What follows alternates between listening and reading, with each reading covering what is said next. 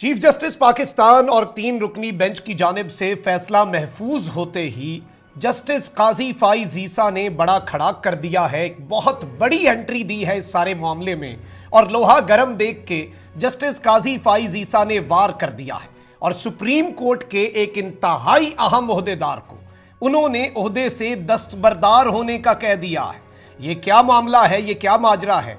जबकि फैसला तो महफूज है, कल सुनाया जाएगा, लेकिन आज की रात क्या होगा, इस हवाले से कुछ बड़ी अहम तरीन चीजें सामने आई हैं और इमरान रियाज ने पूरी कौम को खबरदार कर दिया है। क्या फैसला महफूज है या आज की रात तक फैसला गैर महफूज हो जाएगा? यह एक मामला है, माजरा है जिस पर पूरी कौम की नजरें।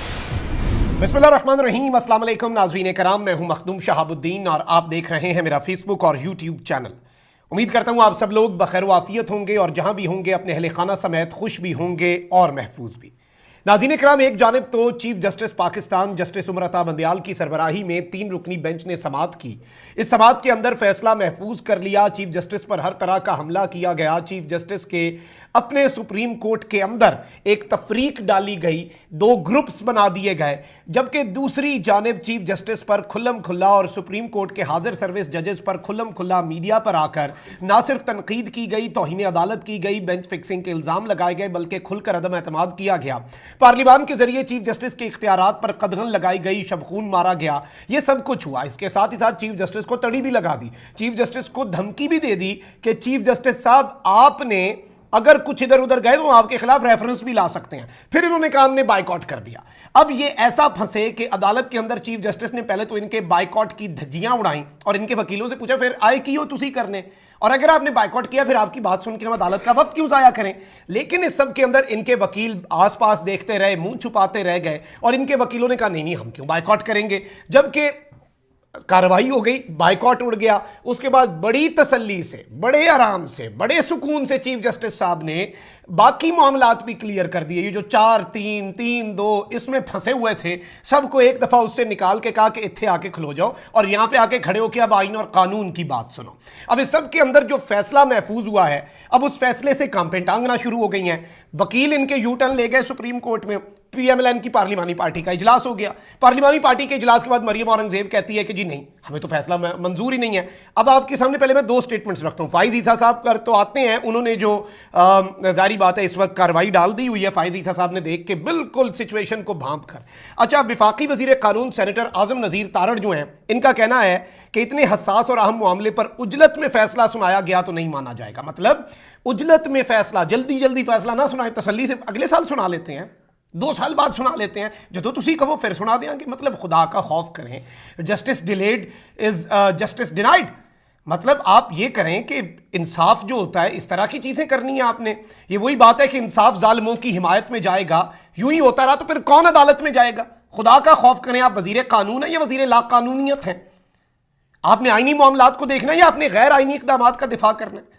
स्पीकर कौमी असम्बली राजा परवेज अशरफ की जेर सदारत कौमी असम्बली इजलास में इज़हार ख्याल करते हुए वजीर कानून ने कहा कि सुप्रीम कोर्ट का हुक्मरान इत्तेहाद की एक तवील मुशावरत हुई और 6 रोज से दरख्वास्त दी है कि हम इसमें फरीक हैं, हमें फरीक बनाया जाए। मुतालबा किया गया सुप्रीम कोर्ट की कार्रवाई में शफाफियत लाई जाए। आज सियासी जमातों के नुमाइंदे अदालत में पेश हुए तो नाराजगी का इजहार किया गया। सुप्रीम कोर्ट का हुक्म मौजूद है लेकिन इसको एग्जेक्टिव ऑर्डर से मुअत्तल कर दिया गया। इस मामले पर कानूनी हलकों में शदीद बेचैनी है।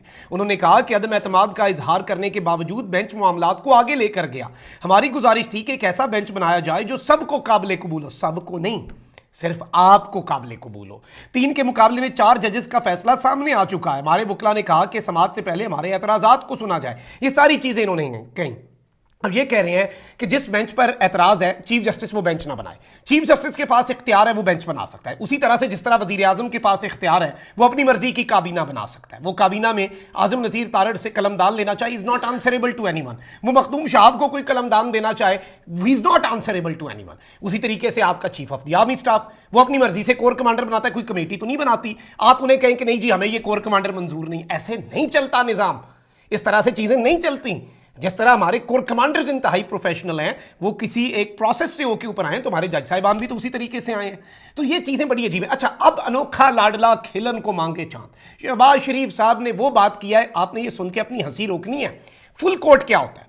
फुल कोर्ट ये होता है जिसमें सारे आपके जज बैठे, कोई जज रह ना जाए पीछे, पूरी की पूरी अदालत बैठे। अच्छा, ये फुल कोर्ट का मुतालबा करते रहे, मतलब इन्होंने किसी भी सूरत, वही बात आ गई, मैं बार बार कहता हूं, अपना बेंच बना लें, मॉडल टाउन लाहौर में आपका दफ्तर है, या रायवेंड में, जाती उमरा में कोई अपनी अदालत बना लें, खेलते रहें आप इसी तरीके से। ये वही बात है कि जिस तरह मरीम नवाज और बिलावल और हमजा शहबाज को आप कहें कि बैठ के मीटिंग करो, और उसमें आप कहें कि बस ठीक है सारे वजीर आजम खेलो, बस कबाज कमरे से बाहर ना है। मतलब क्या आपने इस मुल्क का मजाक उड़ा लिया हुआ है। अब वजीर आजम ने जो बात की वो बड़ी दिलचस्प है। उन्होंने कहा कि मखलूत हुकूमत ने मौजूदा बेंच पर अदम एतमाद का इजहार किया है और चीफ जस्टिस फुल कोर्ट बनाएं और खुद को अलग करने वाले जजेस को शामिल ना करें तो फैसला पूरी कौम को कबूल होगा। पूरी कौम में ये 13 जमातें हैं, बाकी तो कौम है ही नहीं ना, हम कौन है, हम तो कीड़े मकोड़े हैं। अच्छा, ये कह रहे हैं कि फुल कोर्ट बनाएं लेकिन उसमें हमारी पसंद के जज ना, हमें जो जजेस ना पसंद है वो ना डालें, मतलब फुल कोर्ट भी ऐसी बने। मतलब मुतालबा बहुत आगे निकल चुका है। अब यही है कि इसके बाद इन्हें यह कह देना चाहिए कि फैसला हमारे हक में आया तो कबूल होगा। फुल कोर्ट शोर्ट को छोड़ें, सीधी बात करें जो आप करना चाह रहे हैं। और इस सब के अंदर मैं आपको यह बता दूं कि इन्होंने कहा कि मौजूदा बेंच पर अदम एतमाद का इजहार किया जाएगा। इत्तेहादी जमातों ने फैसला किया, बाइकॉट का लफ्ज हमने इस्तेमाल नहीं किया। सुप्रीम कोर्ट के जज जस्टिस एजाजुल हसन खुद को पहले बेंच से अलग कर चुके हैं, वो कैसे बेंच में बैठ चुके हैं और इस तरह की चीजें इन्होंने की हैं। अच्छा, अब यहां पर बहुत से मामलात जो हैं वो बड़े दिलचस्प हो चुके हैं। अब जस्टिस काजी फाइज ईसा जो हैं उन्होंने लोहा गर्म देख, तो मैं आता हूं इमरान रियाज ने जो खबर दी है उस पर भी, लेकिन जस्टिस काजी फाइज ईसा ने जो आज खड़ाक कर दिया है, हम भी देख रहे हैं और जाहिर बात है, वैसे चीफ जस्टिस ने बात की, मैं जस्टिस काजी फाइज ईसा से मिला हूं, मैंने उनसे पूछा आपने ये वन मैन शो वाली बात किसके बारे में कही है, उन्होंने कहा मैंने आपके बारे में नहीं कि भाई वैसे देखें ब्लंट बंदा वही होता है, दबंग बंदा वो होता है, मैं किसी के बारे में भी बात कर रहा हूं, मैं शहबाज शरीफ साहब पे तनकीद कर रहा हूं, शहबाज शरीफ साहब मुझे बुला के कहें हाँ भाई ये वाली बात आपने किसे कही थी, मैं कहूँगा भाईजान आपको कही थी। मैं ये कहता हूं बिगड़ी शहजादी है एक, वो बिगड़ी शहजादी कभी मेरे सामने आ जाए, मुझे पूछे बिगड़ी शहजादी किसे कहते हो, बहादुरी तो ये है मैं उसे बताऊं कि भाई मैं तुम्हें कहता हूं, ये मुल्क को पाइनएप्पल रिपब्लिक बनाने वाली खातून को कहता हूं। तो ये चीजें तो जाहिर बात है, दिलेरी तो ये होती है। अब जस्टिस काजी फाइज ईसा ने लोहा गर्म देख के जैसे ही बेंच का फैसला आया उन्होंने अपना खत लिख दिया। सुप्रीम कोर्ट ऑफ पाकिस्तान के सीनियर मोस्ट जज जस्टिस काजी फाइज ईसा ने registrar supreme court Ishrat Ali को खत लिखा है और उनसे फौरी तौर पर ओहदे से दस्तबरदार होने का मुतालबा किया। अच्छा, रजिस्ट्रार ने एक कागज जारी किया, उस कागज को उन्होंने चीफ जस्टिस के हुक्म पे जारी किया। मतलब ये सीधा सीधा चीफ जस्टिस के बारे में आगे पता भी चल जाएगा, हम खबर पूरी सुन लें। चीफ जस्टिस जो हैं अगले और मौजूदा जस्टिस जो अभी से ही चीफ जस्टिस हैं अपने ज़हन में, काजी फाइज ईसा ने लिखा है कि रजिस्ट्रार के पास जुडिशल ऑर्डर कलअदम करार देने का कोई इख्तियार नहीं। चीफ जस्टिस भी जुडिशल ऑर्डर के खिलाफ, मतलब चीफ जस्टिस भी एक जुडिशल ऑर्डर के खिलाफ कोई एडमिनिस्ट्रेटिव ऑर्डर नहीं जारी कर सकते। रजिस्ट्रार का 31 मार्च का सर्कुलर सुप्रीम कोर्ट के 3 रुकनी बेंच के फैसले की खिलाफ वर्जी है। खत में जस्टिस काजी फाइज ईसा ने रजिस्ट्रार को मुखातिब करते हुए मजीद लिखा कि आपको सीनियर अफसर के तौर पर अपनी आईनी जिम्मेदारी का इदराक होना चाहिए, आपको खुद पता होना चाहिए आपकी कॉन्स्टिट्यूशनल जिम्मेदारी क्या है। यह केस सुओ मोटो 4/2022 आर्टिकल 184(3) के अज खुद नोटिस के तहत सुना गया। सुप्रीम कोर्ट और आपके मफाद में बेहतर यही है कि 31 मार्च का सर्कुलर फौरी वापस लिया जाए, मतलब रजिस्ट्रार के मफाद में भी और सुप्रीम कोर्ट के मफाद में भी। और चीफ जस्टिस भी जुडिशल ऑर्डर के ऊपर एडमिनिस्ट्रेटिव ऑर्डर जारी नहीं कर सकता, यानी कहा गया this is good for you, आपके लिए भी बेहतर है कि आप ये ना करें। जस्टिस काजी फाइज ईसा ने मजीद लिखा कि सर्कुलर वापस लेकर उन तमाम लोगों को मुतला किया जाए जिन्हें भेजा गया था। खत में उन्होंने लिखा कि आइन के तहत ब्यूरोक्रेसी को जुडिशरी से अलग रहना चाहिए। दीगर शहरियों की तरह रजिस्ट्रार भी आइन के आर्टिकल 5 की शिक 3 के पाबंद हैं। इसके अलावा जस्टिस काजी फाइज ईसा ने सेक्रेटरी काबीना और सेक्रेटरी एस्टैब्लिशमेंट को भी खत लिखा। उन्होंने अटॉर्नी जनरल को भी खत की कॉपी भिजवा दी। अटॉर्नी जनरल हुकूमत का नुमाइंदा होता है और वो अदालती अहकामात के ऊपर अमल दरामद करवाता है। मैं तो पहले से ये बात करता हूं, इसमें बड़ी पॉसिबिलिटीज हैं। अभी जस्टिस काजी फाइज ईसा ने अपने खत में लिखा है कि registrar supreme court Ishrat Ali को सुप्रीम कोर्ट की साख और वकार मजीद तबाह ना करने दिया जाए। बेहतर समझें तो रजिस्ट्रार के खिलाफ ज़ाब्ता इखलाक की खिलाफ वर्जी पर कानूनी कार्रवाई की जाए। जस्टिस काजी फाइज ईसा ने खत की कॉपी चीफ जस्टिस को भी भिजवा दी हुई है। अब ये एक बहुत बड़ी चीज है। अच्छा, अब अगर ये कहते हैं अटॉर्नी जनरल को कि अटॉर्नी जनरल साहब इस 3 रुकनी बेंच का जो फैसला है 2-1 का, उसे इंप्लीमेंट करवाएं, आज खुद नोटिस के जितने केसेस की समाअत हो रही है वो आप रोक दें, तो वो कैसे रोकेंगे? चीफ जस्टिस को नजर बंद करेंगे आप? आप चीफ जस्टिस को अंदर डाल देंगे, बंद कर देंगे कमरे के अंदर, और क्या कर सकते हैं? अच्छा, इस सब के अंदर और भी बहुत सी चीजें हैं जो इस वक्त चल रही हैं। चीफ जस्टिस ने ये बात की कि वो जो फैसला दिया वो बेसिकली ऑर्डर इस तरह से आया है कि एक जानिब 5 जजेस का फैसला है कि अज खुद नोटिस लेना चीफ जस्टिस का इख्तियार है। 2 जजेस कैसे ये फैसला दे सकते हैं? वो एडमिनिस्ट्रेटिव ऑर्डर उस जुडिशियल ऑर्डर पे नहीं है। वो एडमिनिस्ट्रेटिव ऑर्डर रजिस्ट्रार ने जो जारी किया है वो इस बात की क्लैरिफिकेशन है कि एक जुडिशियल ऑर्डर 2 बंदों का है, एक जुडिशियल ऑर्डर 5 जजों का है। 5 जजों का और जुडिशियल ऑर्डर 2 जजों के जुडिशियल ऑर्डर पे हावी है। लेकिन ऑब्वियसली हमने तो इस वक्त वही करना है, और इस मौके पे आप टाइमिंग चेक करें।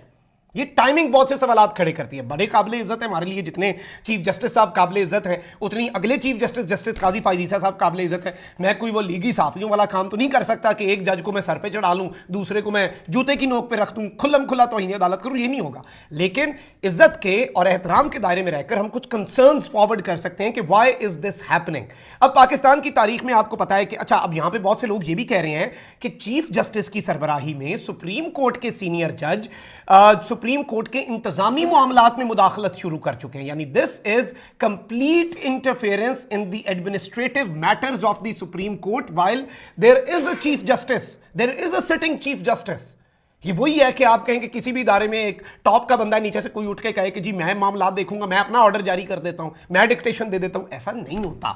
और इस सब के अंदर मैं आपको ये बता दूं कि ये खत भी आईनी है या नहीं, ये भी अब चीफ जस्टिस ने फैसला करना है कि ये अथॉरिटी भी उनके पास है कि नहीं। अच्छा, वहीं दूसरी जानिब आपको पता है पाकिस्तान की तारीख के अंदर जो फैसले होते आए हैं, जिस तरह की चीजें होती आई हैं, वो पूरी कौम के सामने है। जिस तरह से रातों को बंद दरवाजों के पीछे भी, अब यहां पर इमरान रियाज ने एक बड़ी दिलचस्प बात किया, कह रहे हैं कि फैसला कल तक के लिए महफूज है। अल्लाह रब्बुल इज्जत ये फैसला महफूज ही रखे, क्योंकि बीच में एक रात पड़ती है और शब खून मारने वाले रात में निकलते हैं। वैसे पाकिस्तान की तारीख तो यही है कि जितने शब खून मारने वाले हैं वो रातों को ही कार्रवाइयां डालते हैं।